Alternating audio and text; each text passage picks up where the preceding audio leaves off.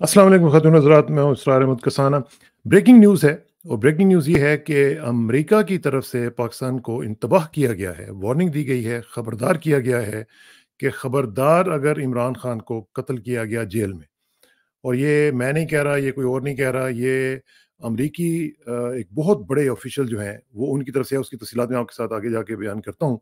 लेकिन ये बहुत बड़ी डेवलपमेंट है क्योंकि अब ये अमरीका में एक बहुत बड़ा इश्यू बनने जा रहा है कि अमरीका की जो हुकूमत है और वहाँ पे जो अवाम है, वहाँ पे भी एक बहुत बड़ी ये खबर बन के निकली है कि अमरीका ने खबरदार किया है पाकिस्तान को कि इमरान खान को जेल में खबरदार किसी ने अगर कत्ल करने की कोशिश की तो। तो ये इसका ज़रा तज़िया करते हैं और साथ-साथ हम देख रहे हैं कि जो फुल कोर्ट रेफ़रेंस हुआ है उसकी भी ज़रा बात करते हैं इस्लामाबाद के 6 जजेस के हवाले से और साथ-साथ जनरल बाजवा साहब के बारे में जो खबरें चल रही हैं, उनकी क्या हकीकत है? क्या उन वो सच कह रहे हैं? क्योंकि द्रोह-गोई के लिए तो बड़ा ज़रूरी है कि वो कस्में उठाता फिरे, जो शख़्स ज़्यादा कस्में उठाए वो तकरीबन द्रोह-गोई होता है। तो इसकी ज़रा तज्ज़िया करते हैं, बाकी चीज़ें ज़रा डिस्कस करते हैं और हमें जॉइन कर रहे हैं लाहौर से सीनियर सहाफ़ी भाई जनाब सलमान आबिद साहब। सलमान भाई अस्सलाम वालेकुम जी। वालेकुम सलाम कसाना साहब। बहुत शुक्रिया सलमान भाई। एक तो ये है कि बाकी चीज़ों की तरफ डिस्कस करते हैं, लेकिन ये बहुत इंपॉर्टेंट खबर है जो मैं आपके साथ शेयर करने जा रहा हूँ। ये इंटरसेप्ट ने अभी थोड़ी देर पहले दी है और ये आपको पता ही है कि जो उनके बड़े मशहूर सहाफ़ी हैं रायन ग्रीम, ये उनकी तरफ से और जो मुर्तज़ा हुसैन है, उनकी तरफ से ये आई है कि मैं आपको थोड़ा-सा दिखा भी देता हूँ ताकि आपको पता चल जाए जो कि सेनेट में मेजॉरिटी पार्टी के लीडर हैं, जो कि ज़ाहिर है कि डेमोक्रेटिक पार्टी है, जो हुकूमती पार्टी है, उसके जो लीडर हैं, उन्होंने कहा है पाकिस्तान को वार्निंग दी है कि don't kill Imran Khan in prison. और उन्होंने कहा है कि सपोर्टर्स जो हैं वो इमरान खान के जो उनकी लाइफ़ के बारे में बड़े मुतफ़क्कर हैं और ये बहुत ही खतरनाक हद तक जो है वो सिलसिला आगे बढ़ सकता है। आपका क्या ख़्याल है कि ये कितनी इम्पोर्टेंट खबर है जी?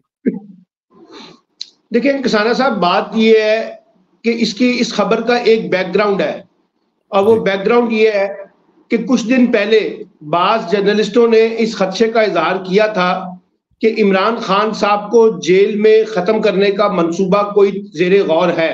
और उसका जी हाँ। एक बैकग्राउंड ये है कि कुछ लोगों के ख़्याल के मुताबिक आर्मी चीफ जो है, उनकी कुछ मुलाकातें जो हैं कुछ जर्नलिस्टों के साथ हुई और ईद के हुँ, बाद, और उन मुलाकातों में उनको कहा गया कि इमरान खान को किसी भी सूरत में माफ नहीं किया जाएगा, कोई रियायत नहीं दी जाएगी और उनके ऊपर मजीद सख्तियां होंगी और उनकी जान को भी जो है ना उनकी दी जा सकती है। इसी बैकग्राउंड के अंदर बहुत से लोगों ने ये खदशे का इजहार किया था कि लगता यह है कि इमरान खान को निशाना बनाना है।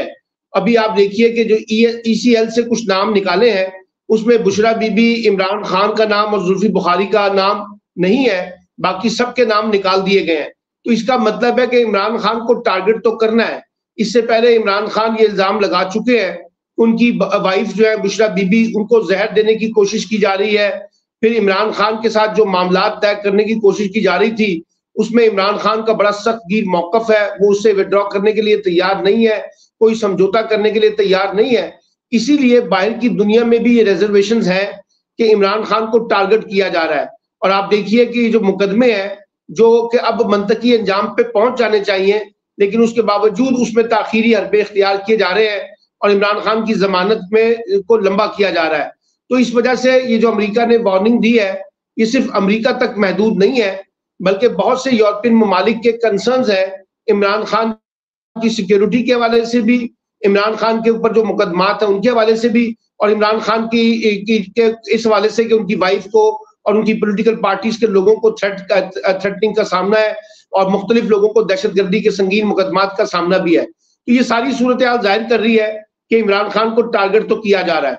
लेकिन अब सवाल ये है कि क्या वाकई कोई ऐसी खबर भी है जिसका इशारा किया गया है। मैं अभी इसमें हतमी बात तो नहीं कह सकता, लेकिन ये बातें निकल रही हैं मीडिया के अंदर से, हाँ, पाकिस्तान और पाकिस्तान से बाहर। बहुत से लोग अपने एनालिसिस में ये करने की कोशिश कर रहे हैं कि इमरान खान को टारगेट करना है, और यकीनी तौर पे अगर ऐसा होता है तो इसके बड़े संगीन नताइज होंगे। आपको ये मालूम है नतीजे कि अभी हम जुल्फिकार अली भुट्टो की फांसी से बाहर नहीं निकले हैं, और अब जब ये काम करेंगे एक बड़े पॉपुलर लीडर को, जो पाकिस्तान का सबसे बड़ा मकबूल लीडर है, इंटरनेशनल दुनिया में उसकी मकबूलियत है और इंटरनेशनल दुनिया में उसकी एक्सेप्टेंस है, तो मेरा ख्याल है कि बहुत से सीरियस कंसर्न है खुद और पाकिस्तान की रियासत को और पाकिस्तान के सिक्योरिटी इदारों इदारों को और पाकिस्तान की हुकूमत को इस मामले में किसी भी किस्म की कोई कोताही नहीं होनी चाहिए और उनकी सिक्योरिटी को हर सूरत में प्रोटेक्ट किया जाना चाहिए। एक्सपेक्ट किया जाना चाहिए। और साथ ही साथ मुझे ये भी इतलात मिल रही हैं कि अमेरिका से कोई एक आला सतही वफ़द जो है, वो बहुत जल्द पाकिस्तान आने वाला है, जो कि ये चेक करे। जैसे आपको पता है कि पिछली जो हियरिंग हुई थी, उसमें एक सेनेटर ने ये भी कहा था कि जी वहाँ पे जाए एम्बेसडर हमारा और जाके देखे। लेकिन अब मेरा ख़्याल है कि अमेरिकी हुकूमत की तरफ से कोई आला सतही वफ़द जो है वो भेजा जा रहा है, क्योंकि अभी आपको पता है वहाँ पे इलेक्शंस भी हो रहे हैं और इलेक्शंस में डेमोक्रेटिक पार्टी जो है वो बहुत बड़े वोट जो बैंक है पाकिस्तानियों का और मुसलमानों का वो लूज़ करने जा रही है। तो उसको मेरा ख़्याल है थ्वार्ट करने के लिए वो सोचते हैं कि इस तरह की कुछ चीज़ें की जाएँ, ताकि पाकिस्तानी जो है मुस्लिम वोट जो है वो गेन किया जा सकते हैं। आप समझते हैं कि ये इसकी भी इम्पोर्टेंस होगी कि अगर आला सतही वफ़द आता है वहाँ पे जी? जी, लाज़मी बात है ना। देखिए ना, अमेरिका में जो ओवरसीज़ पाकिस्तानी हैं, उनके सीरियस कंसर्न्स हैं अबाउट इमरान खान, और उन्होंने हाँ, कई खतूत भी लिखे हैं अमेरिकन सेनेटर्स को, अमेरिकन गवर्नमेंट को, ह्यूमन राइट्स कमीशंस को, कि जनाब इमरान खान की जान को जो है इस वक़्त थ्रेटनिंग है और उनकी जान को खतरा है, तो उसके बारे में इक़दामात उठाए जाएँ। और अगर वो ऐसा कोई ग्रुप आता है पाकिस्तान के अंदर, तो यकीनी तौर पर ये पाकिस्तान के ऊपर एक बड़ा प्रेशर तो होगा और ख़ास तौर पे एक दबाव होगा पाकिस्तान के ऊपर कि वो इस मामले में किसी किस्म की कोई नेग्लिजेंस का कोई मुज़ाहरा ना करे, कोई कोताही ना की जाए। और मैं अब समझता हूँ कि अब वक़्त आ गया कि इमरान खान के खिलाफ ये जो मुकदमात हैं, जिनके बारे में अब हुकूमत के अंदर से आवाज़ें आनी शुरू हो गई हैं, राना सनाउल्लाह समेत, खाकान अब्बासी समेत बहुत से लोग ये कह रहे हैं कि ये मुकदमात जो है सियासी नोयत के हैं। माज़ी में ये नवाज शरीफ के खिलाफ और बेनज़ीर के खिलाफ भी बनते रहे हैं, अब भी ये मुकदमात सियासी नोयत के हैं। इसलिए अब अगर उनको ज़मानत नहीं दी जाती और उनको रिलीफ नहीं किया जाता, तो फिर प्योरली इसको एक पॉलिटिकल विक्टिमाइजेशन के तौर पे देखा जाएगा। हुँ। अच्छा सलमान भाई, अब ज़रा आ जाते हैं बाजवा साहब की तरफ। वो शामी साहब ने तो बड़ा एक बॉम्बशेल फेंका है और उन्होंने कहा जी कि उनके साथ मुलाकात हुई, तो वो तो जेब में कुरान लिए फिर रहे थे और उन्होंने जेब में कुरान निकाल के तो उन्होंने कहा जी कि नहीं, मेरा तो कोई ताल्लुक ही नहीं है रजीम चेंज के साथ और मैंने तो कुछ भी नहीं किया। ये वैसे मेरे पे इल्ज़ामात लगाए जा रहे हैं और मैंने माँ की कसम है और माँ की कब्र की कसम है और मुझे शफ़ाअत नऊज़ुबिल्लाह ना नसीब हो। तो ये नबी पाक सल्लल्लाहु अलैहि वसल्लम के बारे में इस तरह की बातें करना, तो आप समझती हैं कि कोई इनको वो यकीन करेगा? क्योंकि अभी मैं देख रहा था ज़ुबैर साहब ने भी उनकी इनकार कर दिया है, दूसरे लोग ख्वाजा आसिफ साहब ने भी कह दिया कि नहीं ऐसी कोई बात नहीं है। तो ये क्यों कह रहे हैं जनरल बाजवा साहब जी? इनको मसला क्या हुआ है इस वक़्त? देखिए, जनरल बाजवा के ऊपर जो है ना, अब एक अखलाकी और समाजी दबाव बहुत बढ़ा हुआ है और उनकी पर्सनल लाइफ जो है उसके अंदर उनके काफी कॉन्ट्रडिक्शन आ गए हैं, ये जो कुछ रिजीम चेंज के अंदर हुआ है। और वो हाँ, एक फ्रस्ट्रेशन तो होती है कि सारा मलबा जो है वो उनके ऊपर गिरा है और वो जब भी बाहर निकलते हैं, पब्लिक स्पेस में जाते हैं, तो उनको इस तरह की बातें सुननी पड़ती हैं। अब सवाल ये है कि पाकिस्तान में अगर आप आम आए और किसी भी आम आदमी से, किसी मजदूर से पूछें कि रिजीम चेंज का मरकजी किरदार कौन था, तो लोग आपको कहेंगे कि जनरल बाजवा था। ये परसेप्शन है जो बन चुका है। इसकी हाँ, कितनी हकीकत है, कितनी हकीकत नहीं, इससे जरा कतई नजर वो एक हाँ, ठीक। परसेप्शन बन चुका है कि जनरल बाजवा ने ये सारा स्क्रिप्ट लिखा था। अच्छा, फिर आप ये देखिए, ये बात सिर्फ परसेप्शन तक महदूद नहीं है। महमूद खान अचकजई, सरदार अख्तर मैंगल, हुँ, एमक्यूएम की लीडरशिप, और फिर उसके बाद ख्वाजा आसिफ, राना सनाउल्लाह, खाकान अब्बासी और मौलाना फजलुर रहमान, ये सारे लीडर ये कह चुके हैं कि जनाब हम तो तहरीक अदम इत्तेमाद के ना हामी थे, ना हम तहरीक अदम हाँ, इत्तेमाद लाना चाहते थे।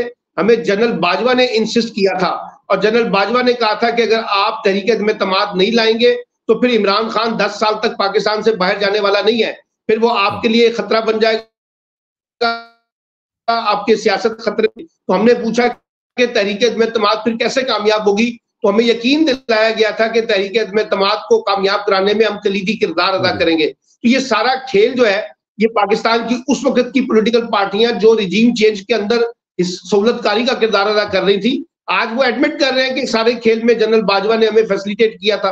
तो इसलिए अब शामी साहब ने पता नहीं हाँ, उनकी बात पे यकीन किया या नहीं किया, या सिर्फ उन्होंने अभी उनकी खबर पहुंचा दी है, लेकिन ये तो एक इलॉजिकल बात कर रहे हैं अपना जनरल बाजवा वाया शामी साहब कि जी मेरा इसमें कोई किरदार नहीं था पाकिस्तान की। हाँ, अच्छा, फिर आपको याद होगा उनकी एक तकरीर जिसमें उन्होंने इतराफ किया था कि एस्टैब्लिशमेंट का रोल पॉलिटिक्स में रहा है, सियासत। हम ये हाँ, काम करते रहे, हाँ, अब हम तय बिल्कुल। कर रहे हैं कि आइंदा से ये नहीं करेंगे, अगरचे वो हाँ, खत्म नहीं मैं हुआ वही आइंदा कहने वाला, वाली थी। वो और हुँ, ज्यादा बढ़ गया। तो इसलिए मेरा हाँ, ख्याल है कि जनरल बाजवा के अंदर जो एक गिल्टी है ना, वो उसका अजाला करने की कोशिश की है, लेकिन उन्होंने कस्में भी खा ली हैं। अब मैं इस पे क्या कह सकता हूँ, लेकिन मसला ये है, ये बातें कस्में खाने से खत्म नहीं होती। रिजीम हुँ, चेंज जो है एक पूरा प्रोसेस है। अगर आप उस पूरे प्रोसेस को रीड आउट करें तो आपको लगेगा, क्योंकि इमरान खान साहब भी कहते रहे कि मैं जनरल बाजवा से आखिरी 2-4 मुलाकातों में उनको इंसिस्ट करता रहा हूं कि जनाब आप इस किस्म के खेल का हिस्सा ना बने, इससे पॉलिटिकल स्टेबिलिटी भी नहीं आएगी और इकोनॉमिक स्टेबिलिटी भी नहीं आएगी। तो ये अब जनरल बाजवा ने जो बातें की हैं, ये दिल को बहलाने के लिए तो ठीक है, अपने ऊपर से दिल का बोझ उतारने के लिए तो ठीक है, लेकिन पाकिस्तानी सोसाइटी और पाकिस्तानी जो अपना पावर प्लेयर है और जो पाकिस्तान में पब्लिक ओपिनियन है और मीडिया की ओपिनियन है, वो सब जानते हैं कि जनरल बाजवा की मदद के बगैर रिजीम चेंज नहीं हो सकता था। और ये भी मैं आपको बताऊं, इस रिजीम चेंज का स्क्रिप्ट राइटर भी जनरल बाजवा थे, यानी उन्होंने लिखा था ना सर, और उनके लिखे जाने के ऊपर फिर उन्होंने सहूलतकारी के लिए सियासी जमातों को इस्तेमाल किया, मीडिया को इस्तेमाल किया, अपने आप में जुडिशरी को इस्तेमाल किया। अब ये जो रात 12 बजे जुडिशरी खुली थी, ये जो रात 12 बजे अदालतें खुली थी, ये कैसे खुली थी आप मुझे बताइए ना जरा। और प्रिजन वैन का वहां पे आना और जो सब कुछ होना, ये सब कुछ ऐसे तो नहीं हो गया था ना। लेकिन सलमान भाई मसला ये है, एक तो आपने कहा कि गिल्ट है उनके अंदर जो कि उनको बैठने नहीं दे रहा और चैन नहीं लेने दे रहा, और जाहिर है कि ये होगा, क्योंकि जो भी काम इस तरह का किया जाता है, वो इंसान अगर थोड़ी बहुत भी उसके अंदर इंसानियत का रमक भी हो तो वो उसको बैठने तो नहीं देंगे। लेकिन बात यह है कि अब वो इस तरह की बातें करके क्या करना चाहते हैं कि लोग उनके ऊपर यकीन कर लें, ये आउट ऑफ द ब्लू कहीं आसमान से आई थी रिजीम चेंज और कुछ भी नहीं हुआ था और मुझे बरी जिम्मा करार दे दिया जाए।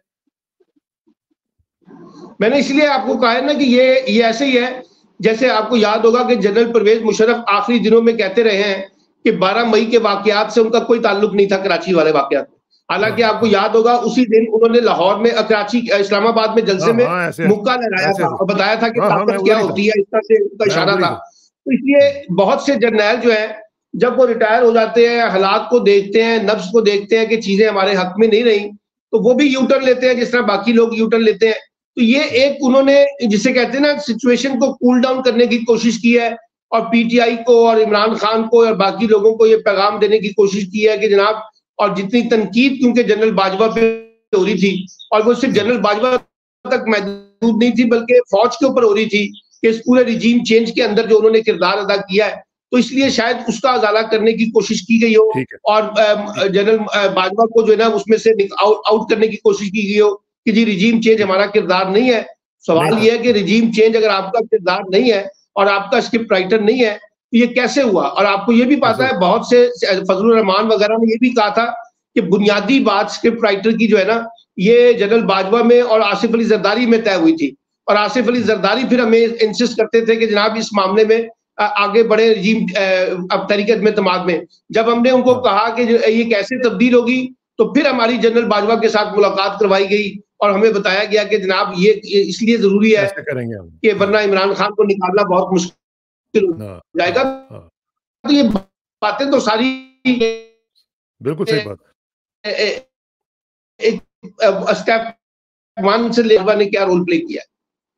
बिल्कुल सही कह रहे हैं। और इसी में वो कुरान पाक की एक आयत है कि फातबिरू या उलिल अब्सार, कि ए दीदा बीना रखने वालों इबरत क्यों नहीं पकड़ते हो। तो जो मौजूदा हुक्मरान और उनके बैकर्स हैं, उनके लिए भी इसमें सबक ज़रूर है कि कल को खुदा न खास्ता अगर इस तरह की सिचुएशन आई तो कल लोग उनके ऊपर भी इसी तरह की बातें करेंगे। उनको अभी से समझ जाना चाहिए कि कल को वही फिर ना सफाइयाँ देते फिरें।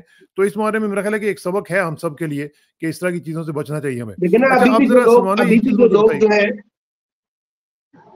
जी मैं ये कहता है, अभी भी जो लोग अंदर बैठ के ये कहते हैं कि हमने इमरान खान को सबक सिखाना है और इनको एलिमिनेट करना है, उनको सबक हासिल करना चाहिए कि इस तरह की चीजों से उनका अपना नुकसान होगा।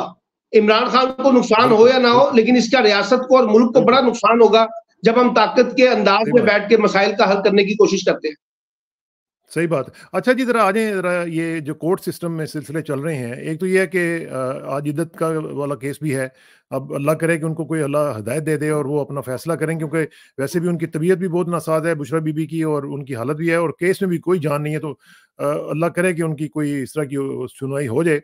ये जो इस्लामाबाद हाई कोर्ट के 6 जजेस का खत का मामला था, उसमें सारे जो कोर्ट्स के जजेस हैं, वो सुना है कि उनको कुछ अल्लाह ने तौफीक दी है कि वो एक ही जगह पे एक ही पेज पे आ गए हैं।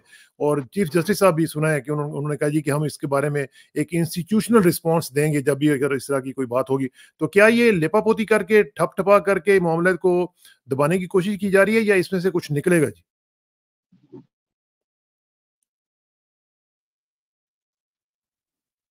जी सलमान भाई, कैन यू हियर मी? मामले को लिंगर ऑन कर दिया जाए, इसको ठंडा कर दिया जाए और कुछ जगह अब आप जरा इसके ऊपर मजीद कोई अफर्मेटिव एक्शन की बात ना करें, कोई ज्यादा आगे आगे आने की बात ना करें, वरना एक बड़ा जुडिशियल क्राइसिस क्रिएट हो जाएगा एस्टैब्लिशमेंट के दरमियान और जुडिशरी के दरमियान। ये सारी चीजें तो हो रही हैं कि एक मफाहमत के साथ जो है ना आगे बढ़ा जाए। लेकिन अब सवाल ये है कि वो जो 6 जजेस हैं जिन्होंने खत लिखा था, वो कितना स्टैंड लेते हैं अपने उस मौकफ के ऊपर जो उन्होंने मौकफ का इजहार किया था, और क्या उनकी उनकी जो शिकायत है उसका अजाला कर दिया गया है, और क्या देखिए ना, हमें तो वो एक्शन चाहिए। अगर आप ये मानते हैं कि वो खत जो है वो जेन्युइन तरीके से कंसर्न्स में रेज किए गए हैं और जजेस के वो कंसर्न्स हैं, और मुझे मालूम है कि सिर्फ वो 6 जजेस तक महदूद नहीं है, और भी जजेस उसमें थे जिनके ये कंसर्न थे, तो फिर इस्लामाबाद हाई कोर्ट ने या सुप्रीम कोर्ट ने उसके ऊपर एक्शन क्या लिया है? जब तक आप वो एक्शन नजर नहीं आएंगे तो हम कैसे कह सकते हैं कि मामला जो है उसको ठीक तरीके से डील किया गया है? और अगर एक्शन नहीं आते और ये कहना जी मैं तो खुद यहाँ पर बैठा हूँ, सारे जजेस को मैंने इत्तेमाद में ले लिया है, अब किसी जजेस के कोई कंसर्न नहीं है, तो इसका मतलब है आप चीजों को मैनेज कर रहे हैं, आप जजेस को बता रहे हैं कि जनाब इस मामले में आगे ना बढ़ा जाए, तो ये कोई अच्छी चीज नहीं है।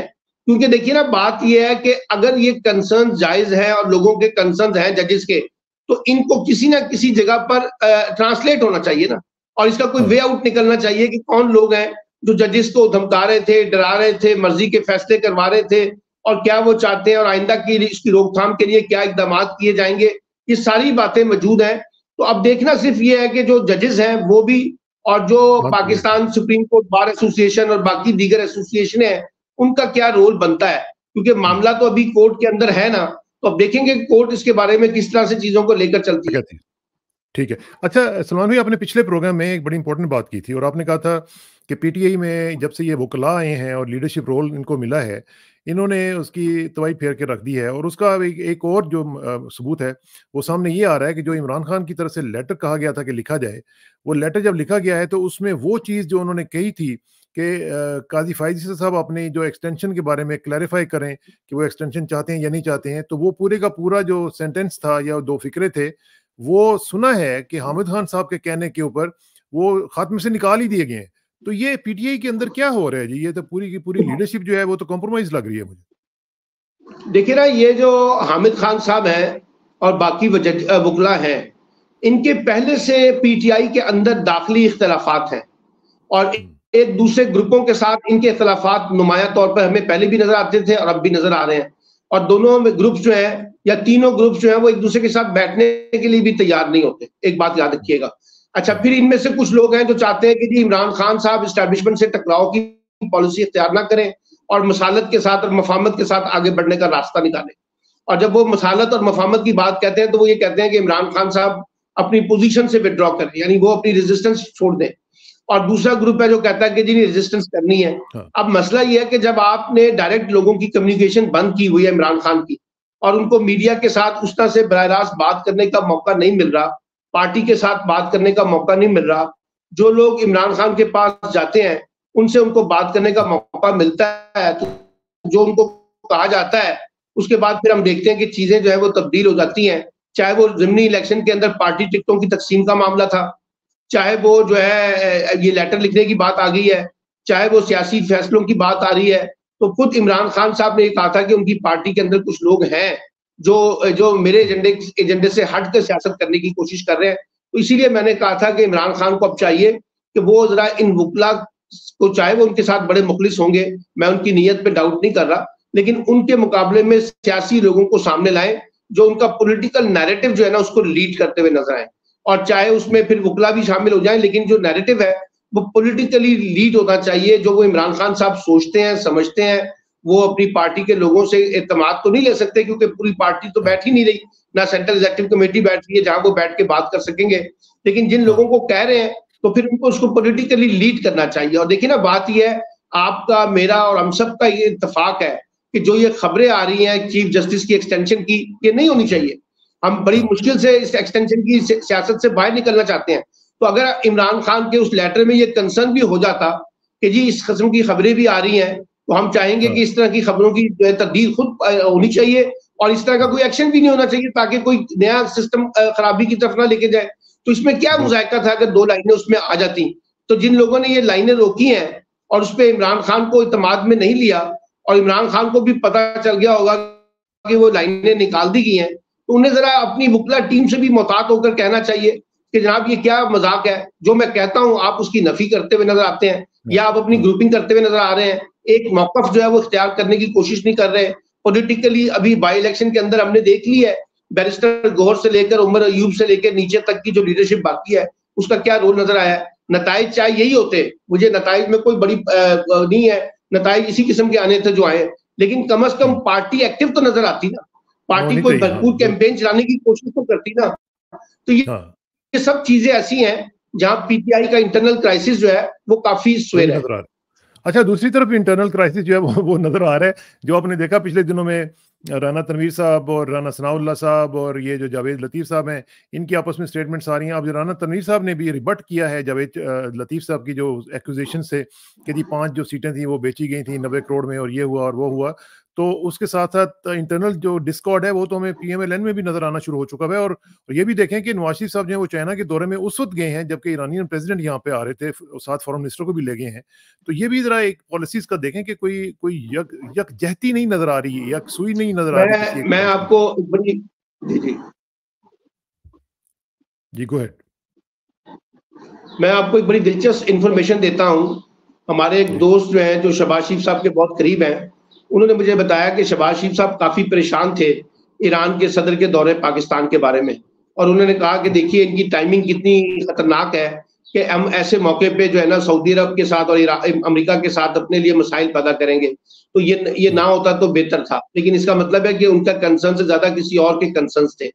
फिर आपने देखा कि वो जो मरियम नवाज साहिबा और प्राइम मिनिस्टर साहब शहबाज शरीफ साहब जो हैं वो मोहसिन नकवी की जो चॉइस थी आईजी पंजाब के हवाले से उस पर कंप्रोमाइज करने के लिए तैयार नहीं थे, लेकिन अल्टीमेटली फिर मोहसिन नकवी ने अपनी बात मनवा ली और मोहसिन नकवी के पसंदीदा फर्द जो है वो चीफ सेक्रेटरी अपना आईजी इस्लामाबाद बन गया। तो यहाँ से हुकूमत के अंदर जो लोग मौजूद हैं मुस्लिम लीग के अंदर, उनको लग रहा है कि कौन डिफेक्टिव और कौन डिफेक्टिव नहीं है और किसके पास पावर और किसके पास पावर नहीं है, कौन जो है वो फ्रंट फुट पे बतौर प्राइम मिनिस्टर और चीफ मिनिस्टर बैठा हुआ है लेकिन बैकग्राउंड के अंदर किसके पास ताकत है। ये बातें लोगों को रिफ्लेक्ट हो रही हैं। अच्छा, पीएमएलएन के अंदर भी ये फ्रस्ट्रेशन आ रही है कि पार्टी का पहले ही बेड़ा गर्क कर दिया गया है और मजीद बेड़ा गर्क जो है ना वो अब हम कर रहे हैं अपनी हरकतों की वजह से। अच्छा, एक और बड़ी मुस्लिम लीग नून ने एक खतरनाक जिसे कहते हैं नैरेटिव को भी बिल्ड करने की कोशिश की है कि वो सारा मलबा उठाकर एस्टैब्लिशमेंट पे डाल दें कि जी इसमें मिसाल के तौर पे राना सनाउल्लाह ने कहा ये तो हमारी हुकूमत ही नहीं है, हमें तो 2/3 अक्सरियत ही नहीं दी गई, अब हम कारकर्दगी के बारे में हमसे सवाल न पूछें। अच्छा, फिर ये कहा जा रहा है कि ये हुकूमत मोहसिन नकवी की है, फिर ये कहा जा रहा है पीपल्स पार्टी हमारे साथ हुकूमत में आने के लिए तैयार नहीं है, फिर ये कहा जा रहा है कि एस्टैब्लिशमेंट ने ये सारा खेल खेला है, ये मैंडेट हमारा नहीं है, एस्टैब्लिशमेंट का मैंडेट है जो हम पे मुसल्लत किया गया है। तो अब आप देखिए कि एस्टैब्लिशमेंट जिन लोगों को लेकर आई है वो भी जिम्मेदारी उठाने के लिए तैयार नहीं है और वो भी सारा मलबा जो है वो हुकूमत पे अपना एस्टैब्लिशमेंट पे डाल रहे हैं। यानी एक तरफ एस्टैब्लिशमेंट की और पीटीआई के दरमियान क्लैश है, जेयूआई उनसे नाराज नजर आती है, महमूद खान अचकजई नाराज नजर आते हैं, सरदार अख्तर मैंगल नाराज नजर आते हैं, और दूसरी तरफ हुकूमत के अंदर बैठी हुई मुस्लिम लीग नून जो है इस पूरे मामले में तकसीम नजर आती है। तो इस हुकूमत को कौन लीड करेगा, इस हुकूमत की इसको कौन लीड करके ये कहेगा कि हमारी हुकूमत है, हम इन मसाइल को हल करेंगे। आप देखिएगा कुछ अरसे के बाद आपको इस हुकूमती कैंप के अंदर और ज्यादा दरारें देखने को मिलेंगी, क्योंकि लगता यह है कि वो जो नून और शीन की बातें होती थी वो अब वो नून और शीन के चक्कर में तो मुझे पता नहीं है, लेकिन इतना मुझे पता है कि पार्टी अमली तौर पर 2 हिस्सों में तकसीम हो चुकी है। और मैं एक और आपको खबर देता हूं कि परवेज रशीद साहब से पूछा गया कि सर ये ईरान के सॉरी इसका नवाज शरीफ का दौरा चीन जो है क्या ये हो रहा है? उन्होंने कहा यार मुझे तो कुछ पता नहीं है, मुझे तो पंजाब तक खुले लाइन लगा दिया गया है और कहा गया कि आपने मरियम के साथ खड़े रहना है, बस और कोई काम नहीं है।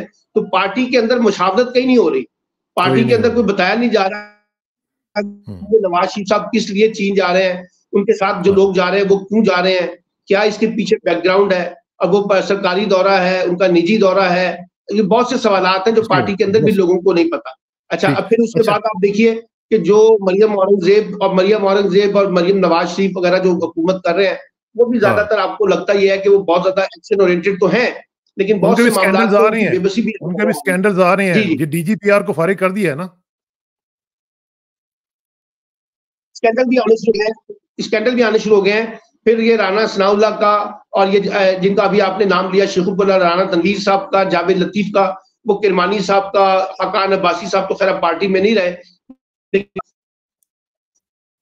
इस सब लोग जो है वो डिफरेंट। हाँ, ये आज थोड़ा सा सिग्नल में प्रॉब्लम है, लेकिन सलमान भाई आखिर सवाल ये है कि ईरानियन प्रेसिडेंट का आपने जिक्र किया। ईरानियन प्रेसिडेंट का जो दौरा था, उसको हमने देखा कि कोई बहुत ज़्यादा हमने कोई फैन फेयर नहीं दिखाया, कोई हमने बहुत ज़्यादा एक्साइटमेंट नहीं दिखाई। जिस तरह आपने फरमाया कि शहबाज शरीफ साहब खुद बड़े परेशान थे कि वो ये इस टाइम पे कैसे आ गए हैं, लेकिन साथ ही साथ हम देख रहे हैं कि उनका देखें, उन्होंने कम से कम पाकिस्तान में आके अपनी एक इंटेंशन शो की है, और हमें साथ ही धमकियां मिलनी शुरू हो गई हैं अमेरिका की तरफ से कि जी अगर आपने उनके साथ कोई बिजनेस वगैरह किया तो पाबंदियां जो है उनको जहन में रखिएगा, हमने उनके ऊपर सैंक्शंस लगाई हुई हैं। और हमारा मीडिया में भी माशाल्लाह कई ऐसे लोग हैं जो ये कह रहे हैं कि जी पाकिस्तान को ख्याल रखना चाहिए, एक लॉन्ग टर्म व्यू लेना चाहिए अमेरिका की वजह से कि पाकिस्तान ईरान के साथ ताल्लुकात में ज़्यादा आगे ना जाए। तो ये क्या रहा है कि पाकिस्तान का जो हमसाया है उसके बारे में भी हमें अब अमेरिका डिक्टेट करेगा कि क्या करना है हम? देखिए, जब आप अमेरिका के इशारों पे चल रहे हैं, अमेरिकी इमदाद के ऊपर बैठे हुए हैं, IMF की इमदाद के बगैर आपका गुजारा नहीं होना, तो फिर अब आप अमेरिका आपको डिक्टेट ना करे तो क्या?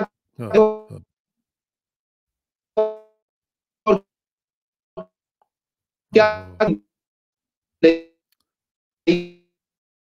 बात काफी कंसर्न है इंटरनल सिचुएशन के ऊपर। उनको लगता है कि जो CPEC के मामलात है उसमें अब काफी ठंड पड़ गई है। अब ये प्रोफेसर एहसन इकबाल साहब से पूछा जाना चाहिए कि जनाब आप हमें बताएं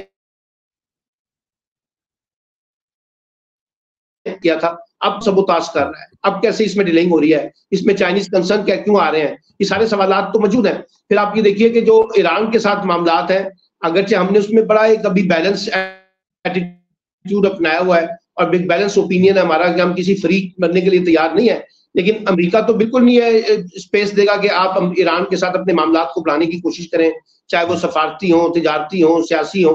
तो इसलिए ये दबाव भी पाकिस्तान के ऊपर रहेगा कि जनाब आपने ईरान के साथ किस हद तक जाना है। और दूसरी बात यह कि दुनिया के बाकी ममालिक जो इस्लामी ममालिक हैं वो देख रहे हैं कि पाकिस्तान की भी अपनी बेबसी है, पाकिस्तान की भी अपनी मजबूरियां हैं, और वो अमेरिकन कैंप के साथ जुड़ के रहेगा। तो ये इसलिए रीजनल कॉन्टेक्स्ट में हमारे लिए भी मसाइल है। ठीक है, चलें इसके ऊपर गुफ्तगू का सिलसिला जारी रहेगा। सलमान भाई जरा सिग्नल में कुछ गड़बड़ लग रही है, कुछ काफी चैलेंजेस का सामना करना पड़ेगा। ठीक है, इंशाल्लाह फिर आपसे राब्ता रहेगा जी। बहुत बहुत शुक्रिया, thank you very much for your time जी। अस्सलाम वालेकुम।